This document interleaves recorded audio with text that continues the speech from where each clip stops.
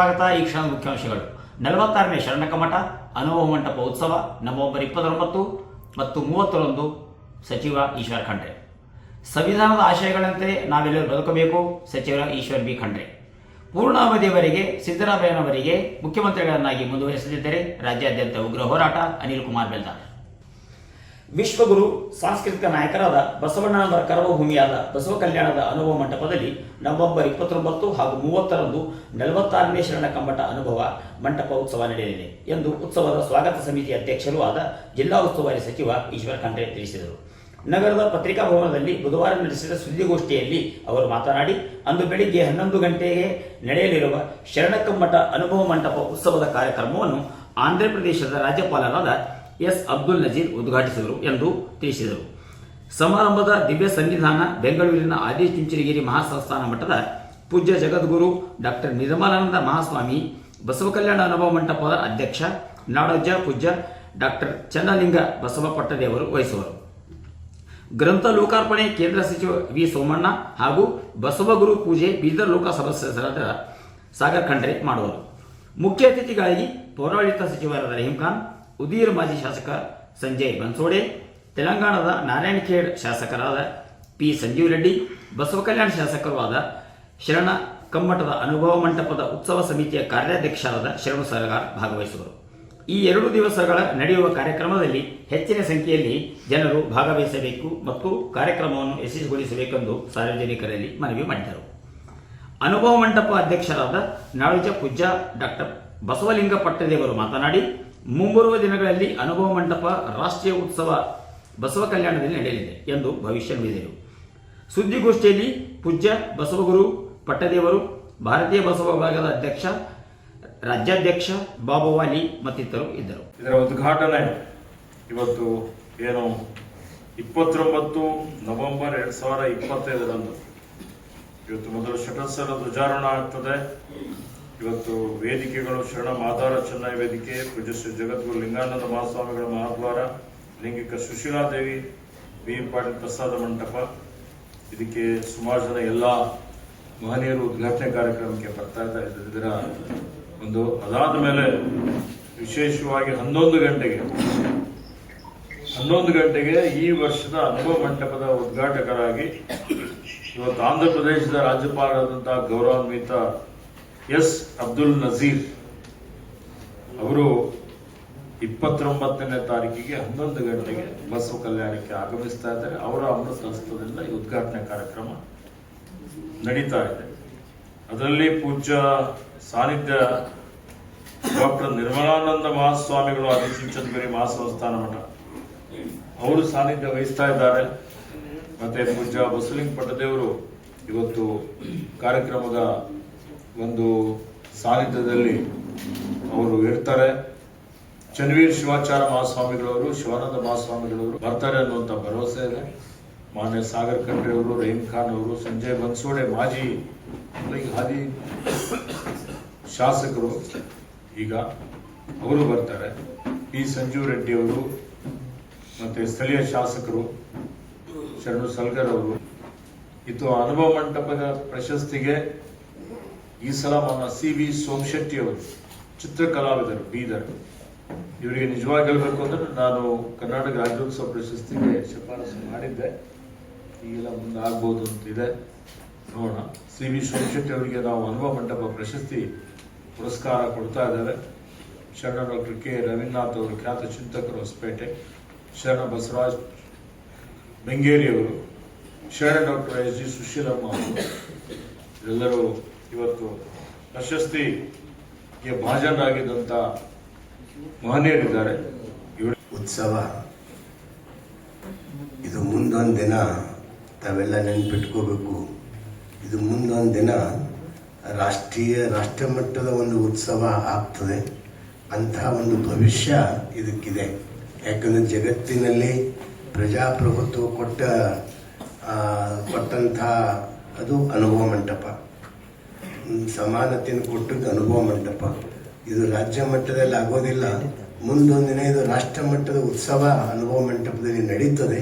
ಆ ದಿನಗಳು ದೂರಿಲ್ಲ ಅನ್ನುವಂಥ ಮಾತನ್ನು ಆ ರೀತಿಯಾಗಿ ನಡಿಬೇಕು. ಅದಕ್ಕೆ ಸರ್ಕಾರ ಮಂತ್ರಿಗಳು ಎಲ್ಲರೂ ಪ್ರಯತ್ನ ಮಾಡಿದ್ರೆ ಖಂಡಿತವಾಗಿಯೂ ಬೇಗನೆ ಆ ಮಟ್ಟದ ಒಂದು ಉತ್ಸವ ಆಗ್ತದೆ. ಹೆಂಗೆ ದಸರಾ ಉತ್ಸವ ಆಗ್ತದೋ, ಹಂಪಿ ಉತ್ಸವ ಆಗ್ತದೋ, ಅದಕ್ಕೂ ದೊಡ್ಡ ಉತ್ಸವ ಅನುಭವ ಮಂಟಪ ಉತ್ಸವ ಆಗಬೇಕು, ಆಗ್ತದ ಅನ್ನುವಂಥ ಭರವಸೆ ನಮಗಿದೆ. ಸಂವಿಧಾನದ ಆಶಯಗಳಂತೆ ನಾವೆಲ್ಲರೂ ಬದುಕಬೇಕು ಎಂದು ಅರಣ್ಯ, ಜೀವಿಶಾಸ್ತ್ರ ಮತ್ತು ಪರಿಸರ ಹಾಗೂ ಬೀದರ್ ಜಿಲ್ಲಾ ಉಸ್ತುವಾರಿ ಸಚಿವರಾದ ಈಶ್ವರ ಖಂಡ್ರೆ ತಿಳಿಸಿದರು. ಅವರು ಬುಧವಾರ ನಗರದ ಪೂಜ್ಯ ಚನ್ನಬಸವ ಪಟ್ಟದೇವರು ರಂಗಮಂದಿರದಲ್ಲಿ ಜಿಲ್ಲಾಡಳಿತ, ಜಿಲ್ಲಾ ಪಂಚಾಯತ್ ಹಾಗೂ ಸಮಾಜ ಕಲ್ಯಾಣ ಇಲಾಖೆಯವರ ಸಂಯುಕ್ತಾಶ್ರಯದಲ್ಲಿ ಆಯೋಜಿಸಲಾಗಿದ್ದ ಸಂವಿಧಾನ ದಿನಾಚರಣೆ ಕಾರ್ಯಕ್ರಮವನ್ನು ಉದ್ಘಾಟಿಸಿ ಸಂವಿಧಾನ ಪೀಳಿಗೆ ಪ್ರತಿಯನ್ನು ಬೋಧಿಸಿ ಮಾತನಾಡಿದರು. ನಮ್ಮ ಸಂವಿಧಾನ ನಮಗೆ ಎಲ್ಲ ರೀತಿಯ ಸ್ವಾತಂತ್ರ್ಯ ಹಕ್ಕುಗಳನ್ನು ನೀಡುವುದರ ಮೂಲಕ ಪ್ರತಿಯೊಬ್ಬರೂ ಸಮಾಜದಲ್ಲಿ ಸಮಾನರಾಗಿ ಬಾಳುವಂತೆ ಹಾಗೂ ವ್ಯಕ್ತಿ ಗೌರವ, ಸಾಮಾಜಿಕ, ಆರ್ಥಿಕ, ಶೈಕ್ಷಣಿಕ, ರಾಜಕೀಯ, ಧಾರ್ಮಿಕ ಸೇರಿದಂತೆ ಇತರೆ ಎಲ್ಲ ರೀತಿಯ ಸಮಾನ ಅವಕಾಶ ಹಾಗೂ ಮತದಾನದ ಹಕ್ಕು, ಮಹಿಳೆಯರಿಗೆ ವಿಶೇಷ ಸ್ಥಾನಮಾನ ನಮ್ಮ ಸಂವಿಧಾನ ಕಲ್ಪಿಸಿದೆ ಎಂದರು. ಸಿದ್ದರಾಮಯ್ಯನವರನ್ನು ಸಂಪೂರ್ಣ ಅವಧಿ ಮುಂದುವರಿಸುತ್ತಿದ್ದರೆ ರಾಜ್ಯಾದ್ಯಂತ ಉಗ್ರ ಹೋರಾಟ ಮಾಡಲಾಗುತ್ತದೆ ಎಂದು ಕರ್ನಾಟಕ ರಾಜ್ಯ ಹಿಂದುಳಿದ ಜಾತಿಗಳ ಒಕ್ಕೂಟ ಹಾಗೂ ಶೋಷಿತ ಸಮುದಾಯಗಳ ಮಹಾ ಒಕ್ಕೂಟದ ಪ್ರಮುಖರಾದ ಅನಿಲ್ ಕುಮಾರ್ ಬೆಲ್ದಾರ್ ಎಚ್ಚರಿಕೆ ನೀಡಿದರು. ನಗರದ ಪತ್ರಿಕಾ ಭವನದಲ್ಲಿ ಮಂಗಳವಾರ ನಡೆಸಿದ ಸುದ್ದಿಗೋಷ್ಠಿಯಲ್ಲಿ ಅವರು ಮಾತನಾಡಿ, ಡಾಕ್ಟರ್ ಬಾಬಾ ಸಾಹೇಬ್ ಹಾಗೂ ವಿಶ್ವಗುರು ಬಸವಣ್ಣನವರ ತತ್ವ ಸಿದ್ಧಾಂತಗಳನ್ನು ಅಳವಡಿಸಿಕೊಂಡು ಸರ್ವರಿಗೂ ಸಮಪಾಲು ಸಮಬಾಳು ಎನ್ನುವ ನಿಟ್ಟಿನಲ್ಲಿ ಸಿದ್ದರಾಮಯ್ಯ ಅವರು ಅತ್ಯುತ್ತಮವಾಗಿ ಆಡಳಿತ ನಡೆಸುತ್ತಿದ್ದಾರೆ.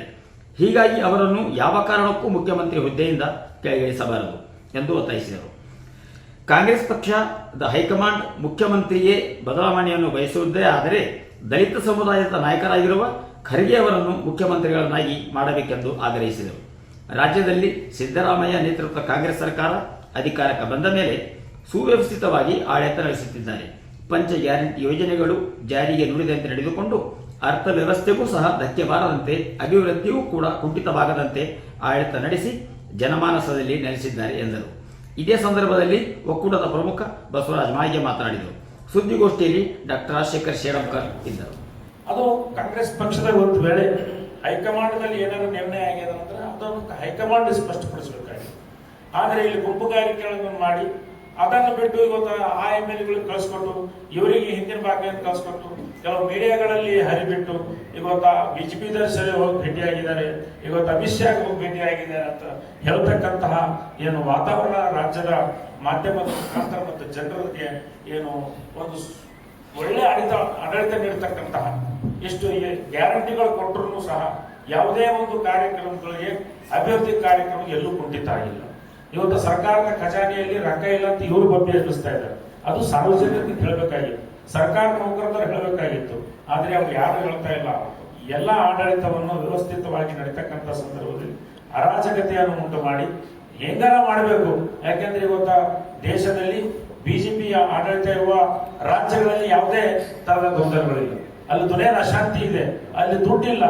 ಆದ್ರೆ ಪೇಪರ್ದಲ್ಲಿ ಮೀಡಿಯಾದಲ್ಲಿ ಏನ್ ತೋರಿಸ್ತಾ ಇದ್ರೆ ಅಲ್ಲಿ ಬಹಳ ಒಳ್ಳೇದು.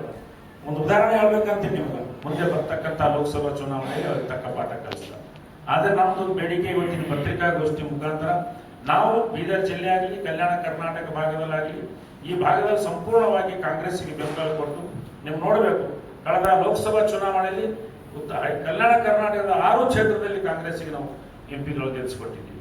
ಅಂದ್ರೆ ಹೇಳೋ ತಾತ್ಪರ್ಯ ಇದು, ನಾವು ಸಿದ್ದರಾಮಯ್ಯನವರ ನೇತೃತ್ವ ಒಪ್ಪಿ, ಮಾನ್ಯ ಖರ್ಗೆಜಿ ಅವರ ನೇತೃತ್ವ, ಕೇಂದ್ರದಲ್ಲಿ ರಾಹುಲ್ ಗಾಂಧಿ ಅವರ ನೇತೃತ್ವ ಒಪ್ಪಿ ಈ ಭಾಗದಲ್ಲಿ ಎಲ್ಲರಿಗೆ ಸಮಾನವಾದ ಹಕ್ಕು ಸಿಗ್ತಂತ ನಾವು ಕಾಂಗ್ರೆಸ್ ಸರ್ಕಾರವನ್ನ, ಕಾಂಗ್ರೆಸ್ ಪಕ್ಷಕ್ಕೆ ಯಾವುದೇ ಒಂದು ಆಶಾ ಆಕಾಂಕ್ಷೆ ಇಲ್ಲದೆ ಒಂದು ತತ್ವ ಸಿದ್ಧಾಂತ ಮತ್ತು ಸಾಮಾಜಿಕ ಬದ್ಧತೆಗೋಸ್ಕರ ನಾವೆಲ್ಲ ಇಲ್ಲಿ ಸಂಘಟನೆದವರು ಬೆಂಬಲಿಸಿ ಹೋರಾಟ ಮಾಡ್ತಾ ಇದ್ದೀವಿ. ಒಂದು ವೇಳೆ ಸಿದ್ದರಾಮಯ್ಯರವರನ್ನ 5 ವರ್ಷ ಮುಂದುವರಿಸದೇ ಇಲ್ಲದ ಪಕ್ಷದಲ್ಲಿ ಒಂದ್ ವೇಳೆ ಕಾಂಗ್ರೆಸ್ನ ಹೈಕಮಾಂಡ್ ಏನಾದರೂ ಬದಲಾವಣೆ ಮಾಡಬೇಕು ನಿರ್ಣಯ ಏನಾದ್ರು ತಗೊಂಡ್ರ ನಮ್ದಂತೂ ಇಡೀ ರಾಜ್ಯದ ಬೇಡಿಕೆ ಇದೆ, ನಮ್ಮ ಹಕ್ಕಿದೆ, ನಮ್ಮ ಪಾಲಿದೆ. ಅದು ದಲಿತ ಮುಖ್ಯಮಂತ್ರಿ ಆಗಿದೆ. ಮೊದಲನೇದಾಗಿ 5 ವರ್ಷ ಸಿದ್ದರಾಮಯ್ಯನ ಆಯ್ಕೆ ಮಾಡಿದ್ದೇವೆ, 5 ವರ್ಷ ಅವರೇ ಇರಬೇಕು. ಒಂದ್ ವೇಳೆ ಏನಾದ್ರು ಚೇಂಜಸ್ ಆಗ್ಲತ್ತದೆ ಅಂದ್ರೆ ಅದನ್ನ ನಾವು ದಲಿತ ಮುಖ್ಯಮಂತ್ರಿ ಬೇಡಿಕೆ ಇಟ್ಟಿದ್ದೀವಿ. ಇವತ್ತ ಎಲ್ಲಾ ಕಡೆ ತಾವು ನೋಡ್ತಾ ಇದ್ದೀರಿ. ಇದು ಮುಂದಿನ ದಿನಗಳಲ್ಲಿ ಜಿಲ್ಲಾವಾರು ಸಮಾವೇಶಗಳನ್ನ ನಾವು ಹಕ್ಕನ್ನು ಮಂಡಿಸ್ತಾ ಇದ್ದೀವಿ. ಸಿದ್ದರಾಮಯ್ಯರ 5 ವರ್ಷ ಮುಂದುವರಿಬೇಕು. ಅದನ್ನ ಆಗಿಲ್ಲ ಅಂದ್ರೆ ಇದು ಮಾತ್ರ ಮಾಡಬೇಕಂತ ಈ ಒಂದು ಗೋಷ್ಠಿಯ ಉದ್ದೇಶ. ಹಾಗಾಗಿ ಯಾವುದೇ ಕಾರಣಕ್ಕೆ ಒಳ್ಳೆ ಸರ್ಕಾರ ನೀಡತಕ್ಕಂತಹ ಸಿದ್ದರಾಮಯ್ಯ ನೇತೃತ್ವ ಸರ್ಕಾರ ಹೀಗೆ ಮುಂದುವರಿಬೇಕೆಂಬುದೇ ನಮ್ಮ ಎಲ್ಲ ಶೋಷಿತರ, ಹಿಂದುಳಿದ, ಅಲ್ಪಸಂಖ್ಯಾತ ಮತ್ತು ದಲಿತ ಸಂಘಟನೆಗಳ ಒಗ್ಗೂರಿನ ಆಗ್ರಹ ಇದೆ. ಮುಂದಿನ ಸುದ್ದಿಗಳೊಂದಿಗೆ ಮತ್ತೆ ಭೇಟಿಯಾಗೋಣ. ನೋಡ್ತಾ ಇರಿ ವಿಪ್ರ ಕರ್ನಾಟಕ. ಇದು ಸ್ವಾಭಿಮಾನ ಪ್ರತೀಕ. ನಮಸ್ಕಾರ.